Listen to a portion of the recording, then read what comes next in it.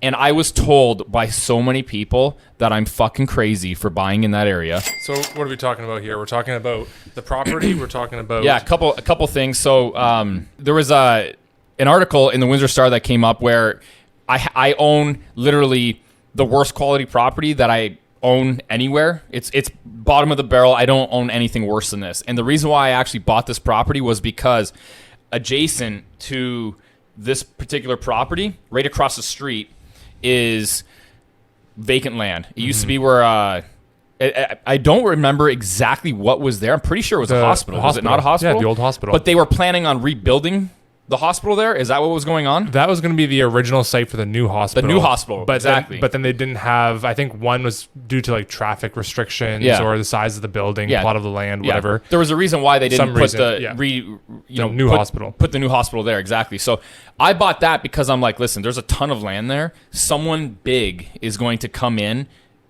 build that up, and then everything around it's going to start changing. Everything. You don't spend $100 million in an area and not affect the entire hyper submarket of that area. So what happens? $100 million development is going in on there, and I own a large plot of land that's zoned multi-residential.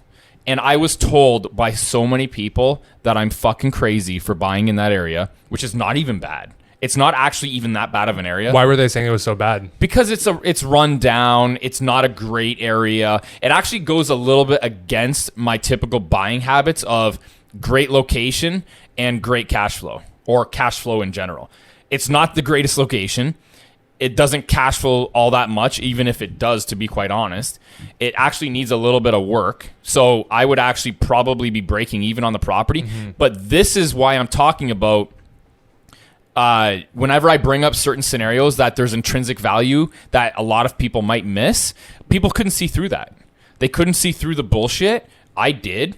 I knew someone was coming into the market that was going to be developing this plot of land. I fucking bought it. And lo and behold, only a couple years later, someone's spending $100 million right across the street. What do you think that's going to do for my area or my little plot of land that is not even little? It's actually fairly big.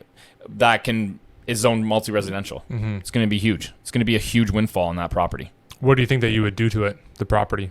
I'm either going to rehab the units that are already existing. They're brick. Yeah, because what is there right now? There's 4 duplexes with parking in the back.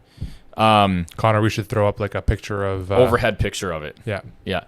Or even like a street view of like the right from that intersection towards the buildings or something would be good. Yeah, we'll do both of those. Yeah. I think we'll do both of those. Street view and overhead looking down at it. But they're both brick. It's 4 all brick duplexes. And I would either rehab them potentially. I'm not exactly sure what the cost of that would be. Or I would knock everything down and build up, because it's actually zoned for going up a few more floors. Yeah. Or I would put new duplexes there, or maybe even take the tops off of the existing ones, get another 3rd unit above, or maybe I don't think they're tall enough for a basement suite, so that's why I'm thinking like I don't really exactly know. There's no way. I bought that shit for land value. Yeah. No question. Yeah. No question. But there's some sort of windfall in the future. Are these Are these the ones that you did a YouTube video probably like 3 years ago of with the disgusting tenants? Yeah. No, this isn't the one. Those are on Giles. Those are on Giles. Yeah. Okay. Or that one in particular is on. Oh, the bathroom? The bathroom. Yes, this is the one. Yeah. Yeah, there were university students in there, international university students living in there. That, yes, you're right. Where that was fucked up.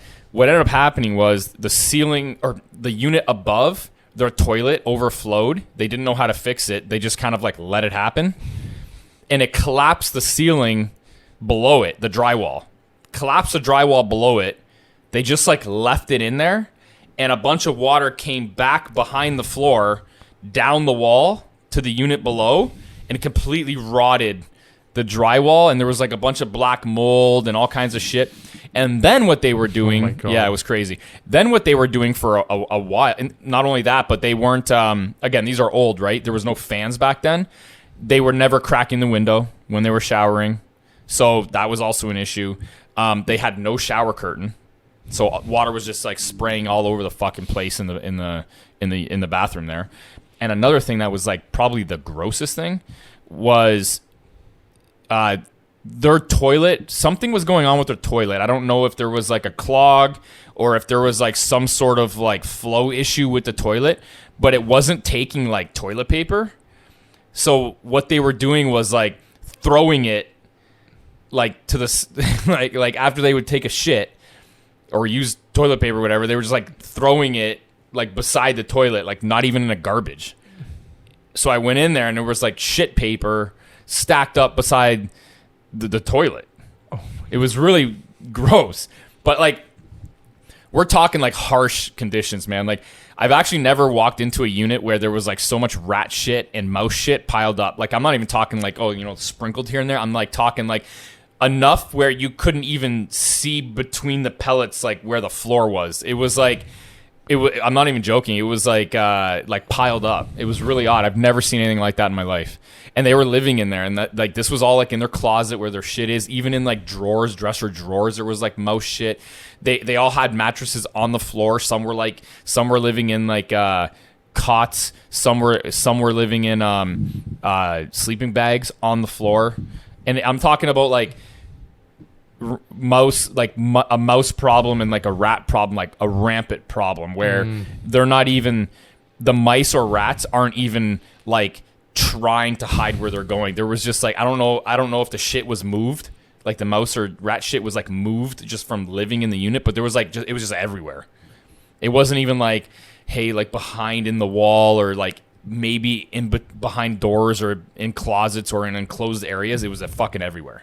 It was actually like wild. On the counter, in the kitchen, in the drawers, in like where like in the counters, like or in the cabinets, like in the cabinets with the food. Like it was fucking nuts. I've never seen anything like it in my life. Oh my God. So this is at this point, when I noticed that, they had contacted, I can't remember if they contacted us or we did an inspection. So typically what we do is we do an inspection on all of the units. So we go in and we change the HVAC filters every so often because tenants never do that. So that's actually a great point to reference here.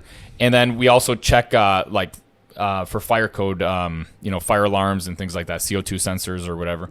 So we actually use that as an excuse. Or one of the things that I like to do as well with rentals is I rarely like to have the tenants cut their own grass or shovel their own stuff.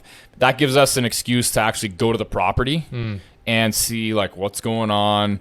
You know, is everything okay? Is there a lot of garbage? Because I've actually been fined like probably at this point tens of thousands of dollars for, you know, tenants like leaving garbage everywhere where the city actually has to come and pick it up, right? So that's actually one of the things that I like to do. But anyways, for monthly or, you know, maybe quarterly inspections, we like to go in and see like, you know, again, change the AC unit filters, fire,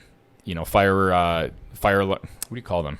Yeah, like smoke detectors. Smoke detectors, yeah. Change, check the batteries in the smoke detectors and CO2 sensors, things like that. Not only is it being a responsible landlord, but it allows us into the unit, right? Yeah. And an excuse into the unit. And I'm pretty sure it was how we got into that unit, and then we were like, what the fuck is this? Right? And then we saw like, the bathroom fell in and all that kind of shit. So it was actually a pretty wild and then what ended up happening like after that? After that, they actually kind of got upset with us. It was really weird. So they never contacted us, or at least contacted us late after like it happened a while. We got in there, and all of a sudden, like everything's just wrong. And we're like, well, how do we know this if you don't let us know? We don't live here. You have to communicate that, right? But again, one of the guys that was living, and there was a lot more than what should be living in that area. You know how students are, right? They just pack everybody in there. Yeah. So, one of the guys was, hey, listen, you know, we didn't want to, get in trouble. We thought that because they were international students, they're like, we didn't know if we were going to be getting in trouble for this or whatever. So we never actually ended up contacting anybody. But we were like, no, listen, like you can't live in conditions like this. When anything happens, you need to let us know, because not only for your health and safety, but also because this went on for so long. It caused way more bullshit. Yeah. Right? There was a mold fucking problem, like all kinds of stupid shit. So that's why we actually like to be proactive with management. Yeah. And again, use like certain reasons and criteria to, inspect the units so that we can actually be proactive in any kind of scenario like this. So anyways.